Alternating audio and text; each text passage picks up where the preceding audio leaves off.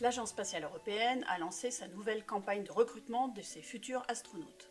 Tout citoyen d'un pays membre de l'ESA peut postuler selon un certain nombre de critères.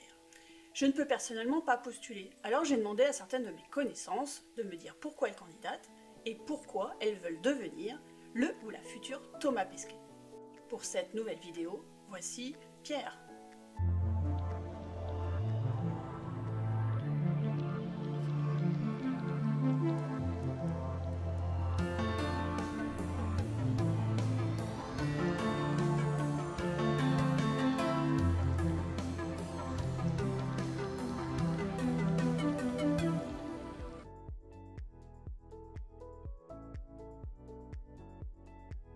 Je crois que dans ma vie, je n'ai jamais rencontré une seule personne qui, à un moment ou un autre de son existence, n'ait pas eu envie d'aller voir ce qui se passe dans l'espace.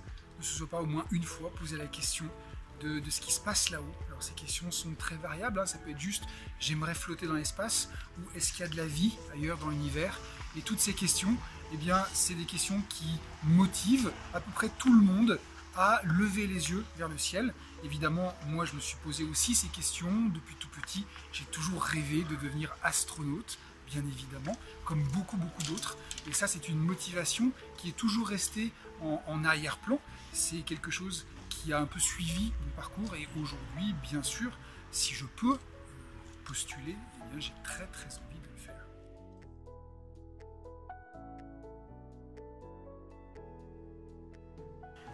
Il faut tenter sa chance parce qu'il n'y a rien qui vous en empêche, tout simplement. Si vous en avez envie, si vous vous posez la question, si vous dites « tiens, c'est un rêve », peu importe que vous y croyez ou que vous y croyez pas, peu importe que vous ayez des chances ou que vous n'ayez pas de chance, c'est pas ça qui importe. Ce qui importe, c'est le voyage. Ce qui importe, c'est ce que vous allez faire. Ce qui importe, c'est les chances que vous vous donnez. Et c'est pour ça que je pense que n'importe qui, homme, femme, grand, petit, jeune, vieux, peut tenter sa chance, parce que vous n'avez qu'à remplir un formulaire, vous n'avez qu'à répondre à quelques questions, et hop, c'est parti, ça y est, l'aventure a démarré.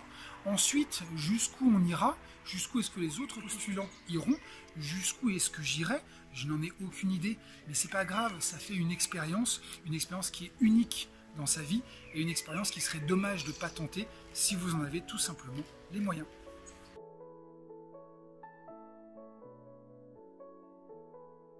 Pour moi, l'Agence spatiale européenne, ça n'est pas seulement l'agence qui va sélectionner et entraîner des astronautes pour les emmener dans l'espace, c'est aussi une agence qui s'occupe plus globalement de répondre à la question « qu'est-ce que l'univers ?» à toutes les échelles. L'Agence spatiale européenne, eh bien, elle envoie dans l'espace des satellites météo, des satellites d'observation du climat et de la Terre, mais aussi d'autres satellites qui vont observer l'univers à toutes les échelles, les planètes, les autres étoiles, les galaxies lointaines. Elle va aussi s'occuper de faire des missions d'exploration spatiale vers la planète Mars, Rosetta, par exemple, vers des comètes, vers les questions de l'origine de notre système solaire. C'est une gigantesque organisation qui essaye de répondre à ces questions fondamentales que l'homme se pose depuis le début.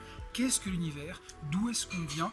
Et à quoi ressemble la nature, le monde qui nous entoure plus généralement? Et c'est dans ce cadre-là, évidemment, que les astronautes ont un rôle à jouer dans tout ça.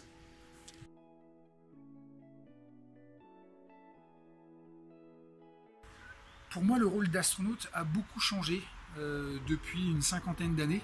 Effectivement, l'astronaute, ça n'est plus seulement le casse-cou militaire qui monte dans une fusée qui ressemble plus à un missile et qui a une chance sur deux d'exploser avant d'arriver dans l'espace. L'astronaute, aujourd'hui, il a évidemment un rôle scientifique, une mission de recherche. C'est pour ça qu'on l'envoie dans l'espace, dans la Station spatiale internationale. Mais c'est aussi un ambassadeur, en fait. Un ambassadeur de notre planète, un ambassadeur de sa beauté, de sa fragilité aussi. Un astronaute, c'est aussi quelqu'un qui va communiquer, qui va montrer les choses, qui va prendre des photos, qui va sensibiliser, qui va inspirer la jeune génération. Donc un travail qui est très vaste, très complexe, mais ô combien intéressant.